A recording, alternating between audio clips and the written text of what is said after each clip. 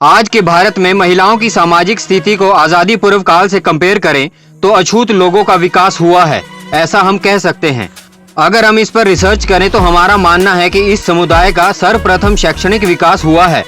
अगर हम इस सारे रास्तों का दरवाजा ढूंढेंगे तो प्रथम द्वार ब्रिटिश सरकार द्वारा खोला गया था और उसी के कारण पेरियार साहब, महात्मा ज्योतिबा फुले, रामास्वामी और डॉक्टर B.R. अम्बेडकर जैसे महामानव बन सके। इन्हीं महापुरुषों की कड़ी मेहनत से आज भारत का आर्थिक, शैक्षणिक और सामाजिक विकास हुआ है। डॉक्टर भीमराव अंबेडकर अछूत समाज की शिक्षा के प्रति कितने जागरूक थे, यह वीडियो खासकर इसी मुद्दे पर बनाई गई है। Doctor B.R. अम्बेडकर को वॉइस राय के कार्यकारी बोर्ड में श्रम मंत्री पद पर नियुक्त किया गया। उस समय बनारस विश्वविद्यालय और अलीगढ़ मुस्लिम विश्वविद्यालय को 3-3 लाख रुपए देने की घोषणा की गई थी। यह खबर को बाबा साहब ने सुना और तत्कालीन गवर्नर से मुलाकात की और पूछा, अछूत समाज के बारे में आपकी क्या विचारधारा है और क्या योजनाएं हैं। अगर आप इन विश्वविद्यालयों को फंडिंग कर सकते हैं तो क्या अछूत समाज के लिए फंडिंग नहीं कर सकते।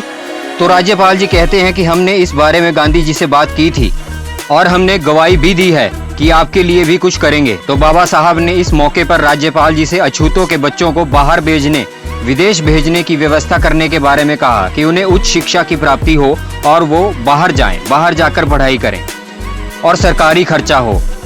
बाबा साहब के इस प्रस्ताव को राज्यपाल जी ने स्वीकार किया और इस योजना को कोलंबो योजना के नाम से घोषित किया। 1944 में 15 छात्रों को पहला बैच उच्च अध्ययन के लिए कोलंबो भेजा गया, जबकि 1946 में 16 छात्रों का बैच विदेश गए। इनमें से 30 छात्र बाबा साहब के प्रयासों से सरकारी खर्चे पर गए। अब सवाल यह है कि क्या इन छात्रों ने बाबा साहब के इस आंदोलन को आगे बढ़ाने में योगदान दिया भी या नहीं। कुल 31 विद्यार्थियों में से बाबा साहब की विरासत को आगे बढ़ाने के कार्य में B.D. खोबरागड़े का नाम प्रथम आता है। यह 1969 से 1972 तक राज्यसभा के उप सभापति भी रहे। दूसरा नाम N.J. उके साहब का आता है।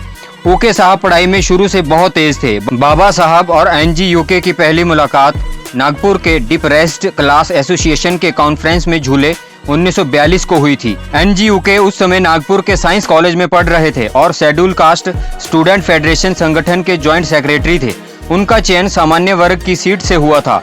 तब बाबा साहब बहुत खुश हुए थे। N.G. उके की काबिलियत पर बधाई देते हुए बाबा साहब ने कहा कि अच्छा हुआ आकर्षित वर्ग की सीट बच गई ताकि दूसरे को मौका मिले।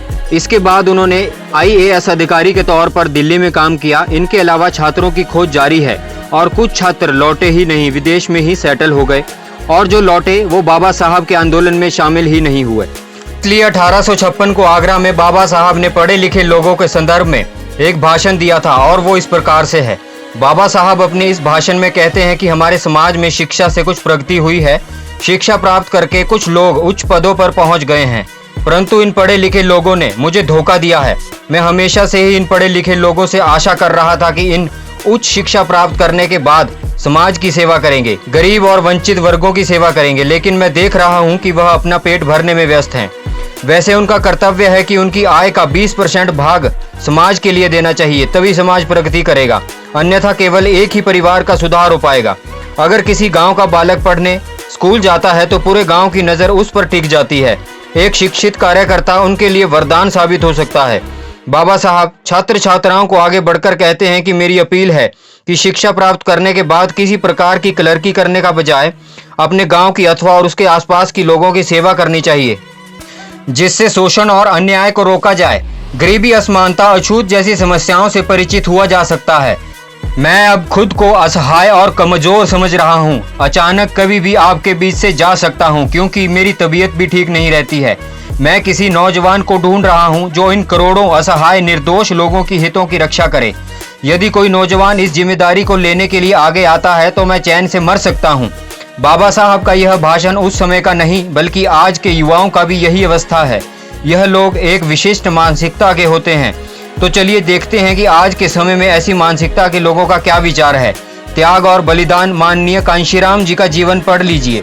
इसलिए आप अपने जीवन का महत्वपूर्ण समय निकालकर आंदोलन चलाने या समर्थन करने की कोशिश जरूर करें। अपने हक और अधिकार के लिए लोगों को जागरूक जरूर करें। बाबा साहब के विचारों का प्रचार करना बहुत जरूरी है। जय भीम, जय संविधान, नमो बुद्धाय।